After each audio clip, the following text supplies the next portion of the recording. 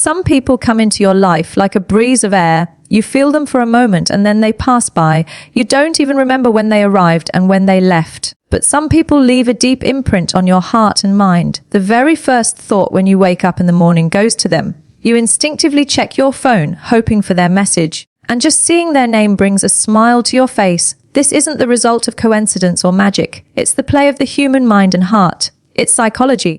And it's this psychology that decides who becomes just a fleeting moment in our memory and who becomes a permanent companion in our thoughts. This state is not merely about liking someone. It is an intensity that doesn't allow you to detach them from your thoughts. It compels you to recall their words again and again, reread their messages, and think about them even in their absence. Why does this happen? The reason is that some emotional moments don't stay in our memory like ordinary events. They create a special feeling within us. Sometimes that feeling gives peace, sometimes it makes us laugh uncontrollably, and sometimes it leaves behind a mysterious curiosity that never fades. These emotional jolts connect the mind to someone. Remember, just making every meeting pleasant is not enough. Pleasant moments are often forgotten. The real art is to create moments that cannot be forgotten, moments that shake the heart, startle the mind, and turn your presence from ordinary to extraordinary. But if you constantly impose yourself on others, this effect fades away. Obsession needs space to breathe. First, leave an impact, and then step back a little so your absence is felt. This is the wisdom that strengthens your presence in someone else's heart and mind.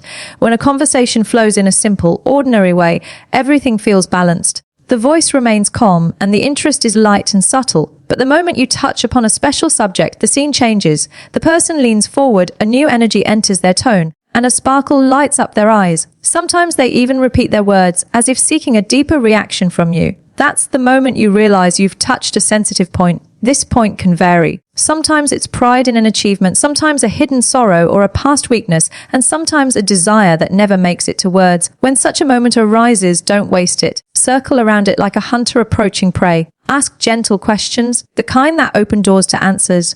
Let them express themselves. Make them feel that you're truly listening to everything they say. The more they reveal what's inside, the more you'll understand their emotions, and the easier it becomes to link your presence with those very emotions.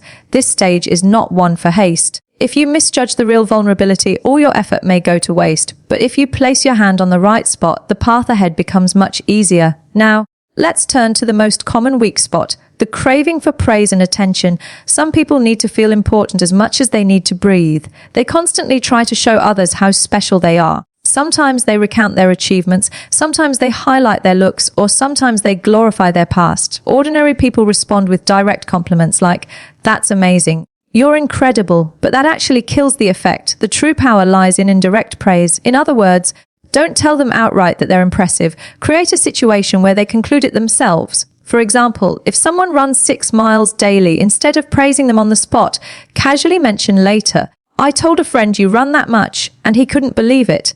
Now notice, the compliment reached their heart, but it felt more genuine because it came indirectly, framed through someone else. Such people are drawn to those who make them feel special in subtle, unspoken ways. The second aspect is the fear of failure. Dreamers and hardworking people often live with the thought that perhaps they won't reach their destination. When they share this with you, don't rush into giving advice. Everyone does that, and the impact is hollow.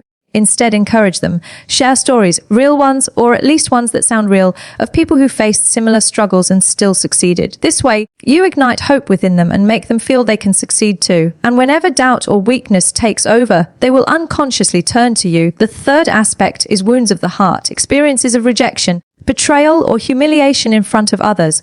Such wounds change a person from within. Empty words like, "You're a good person," cannot heal them. The real work is to give them a new perspective. If someone has been rejected, gently help them see that it wasn't because of their weakness, but because of circumstances. Your words give them a fresh outlook, and they will feel you've put their pieces back together. That feeling makes breaking away from you almost impossible. The fourth aspect is desire. Desire isn't just physical.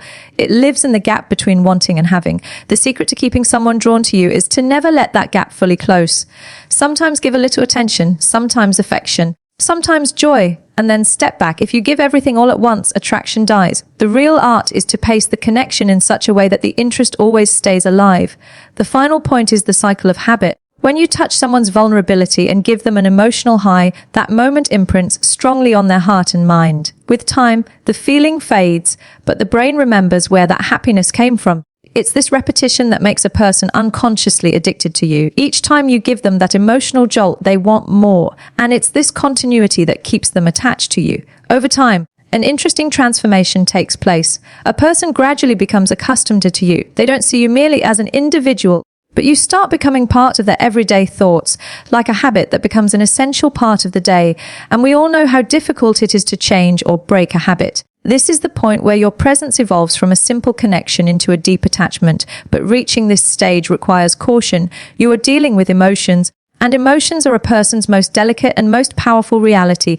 These emotions determine what someone thinks about themselves, how they perceive their own place, and how they see others, especially you. One wrong step can hurt both you and the other person. If you proceed without thought, such relationships can become fragile. But if you move forward with honesty, sincerity, and good intentions, you can build connections that are not merely temporary. These relationships become so strong that they exert a magnetic pull, a pull far beyond ordinary friendship or casual love. This is the level where a connection is no longer just words, but becomes a lasting center of emotions. Think about it in everyone's life. There are people we cannot forget. Days pass, yet a thought of them keeps knocking at the mind repeatedly. These are the people who, in one way or another, touched our emotions, who gave us a feeling that the rest of the world could not. This is the power of understanding and handling emotions correctly. If you proceed wisely, this relationship travels a long distance. You become the person whose presence brings peace, whose thought inspires trust, and without whom the day feels incomplete.